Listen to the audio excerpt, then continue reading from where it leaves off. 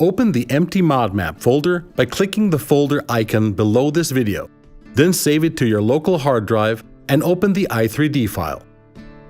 First of all, we will have to activate the terrain editing window. This can be done by clicking on Window and Terrain Editing. Open up the panel a bit wider to see all the settings properly. Now let's go over the Brush panel. The top drop-down menu lets us select the terrain we want to work on. The terrain element is visible inside the scene graph. With ModMaps, you usually only use one terrain. The next option changes our brush radius. Once the cursor is moved over to the scene, the current brush size is visible after activating the Terrain Sculpt mode. We can also use the mouse wheel to adjust the brush size. The opacity, hardness, and value settings can be used to change the strength and rounding of the brush while working with terrain.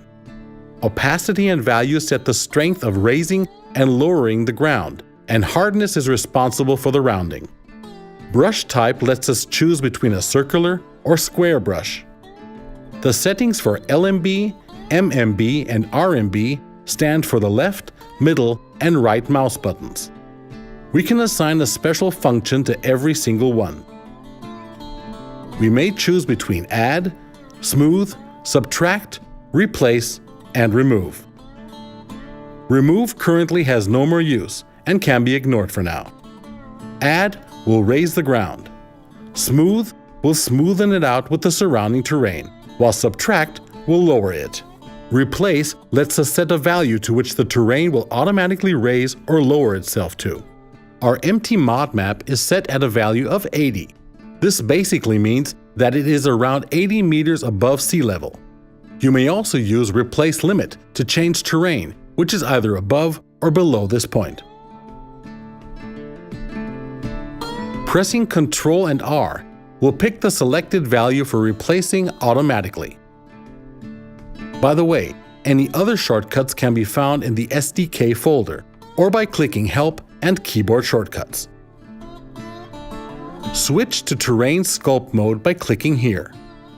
We will create a small lake and a hill next to it.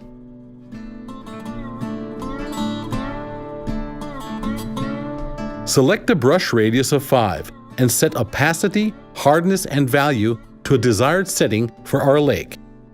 In this case, we can also use a replace value smaller than 80, and then create the lake with the replace function mapped to the right mouse button.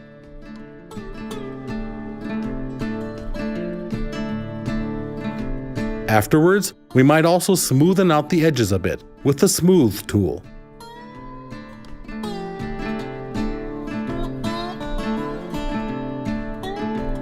Now, let's create the hill. Just play around with the values a little bit further, or set the replace value to something higher than 80, and then use the replace tool once more. Maybe even create a little driveway or road. Let your creative self go wild.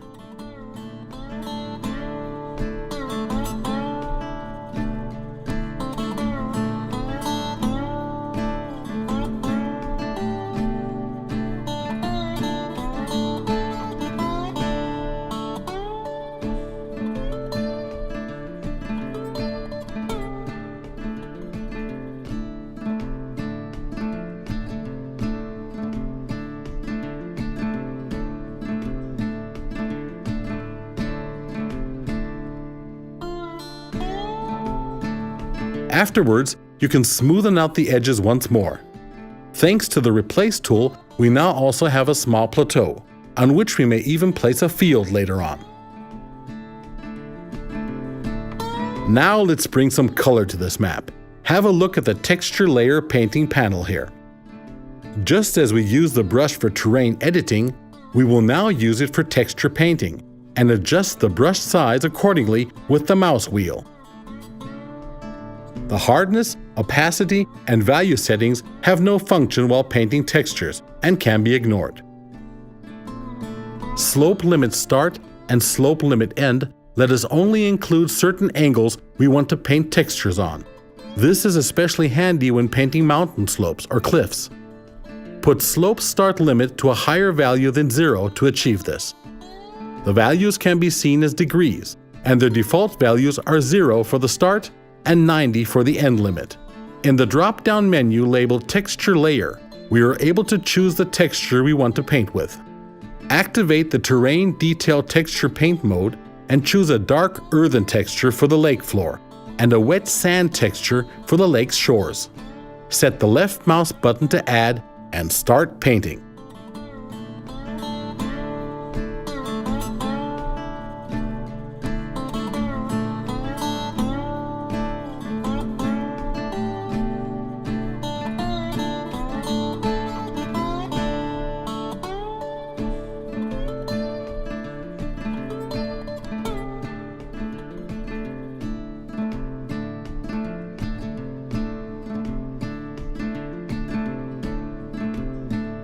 For the hillside, we can use the slope values to only paint the cliffside.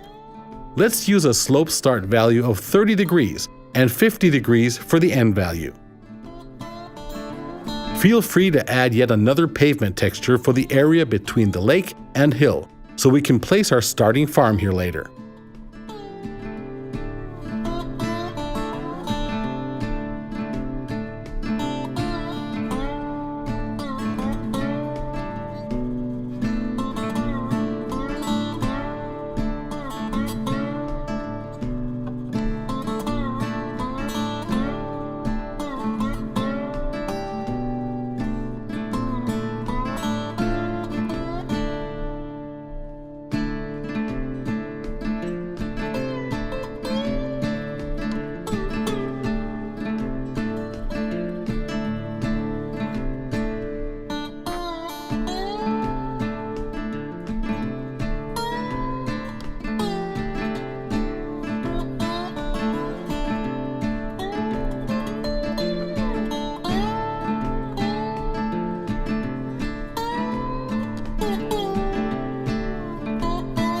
Once we are done, we deactivate the Terrain Detail Texture Paint mode. The only thing that's still missing now is the actual lake. To create a water surface for the lake, we have to create a new water plane via Create, Primitive, and Plane. Now the object plane has been created in the scene graph over here. This is a one-sided surface, which consists of only 2 polygons, and is currently still located at 0, 0, 0 on the map. To place the plane to a specific position, select the plane in the scene graph and then press Ctrl and B once. Then let go and click inside the lake. The plane will now have moved to where we just clicked. Be sure to rename the plane to Water Plane by selecting it and renaming it in the Attributes window. Currently, the plane is still far too small, but by clicking on these points and dragging them across the screen, we are able to rescale our plane. We can do the same in the Attributes window to the right by changing the values in the Scale X and Scale Z options. By clicking and dragging the pivot arrows, we can adjust the water plane's position and height.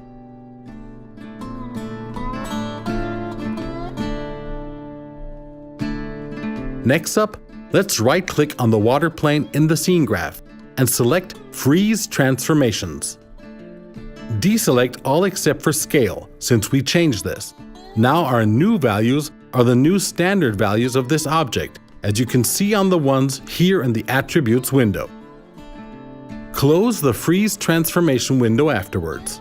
Our water surface still needs a normal map and a shader. To add them, click on Window and enable the Material Editing window. Select the plane in the scene graph and import a normal map with this button over here. Navigate to the water_normal.dds file we already added to the map files for you. It can be found here.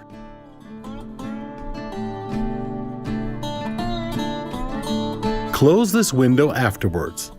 The editor will throw a warning, reminding us that we still need to activate the Tangents attribute for the water plane.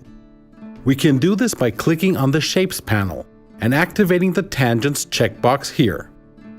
Add a custom shader by opening the Custom Shader panel in the Material Editing window and click on the Replace or Add a New Shader button to navigate to the OceanShader.xml located here. Shaders, OceanShader.xml. To declare an actual water surface in the game, we need a script callback. Let's click on Window and User Attributes. In the Type drop-down menu, select Script Callback and then type onCreate into the name box here. This will call the predefined script function onCreate from the base game at game start. Now all that's left to do is click on Add and enter the term environment.onCreateWater into the newly added line above and press Enter. That's it. We have now created a proper starting scenario for our new farm. A lake with a functioning water plane, as well as a small hill, some roads, and an area on which to place the farm on later.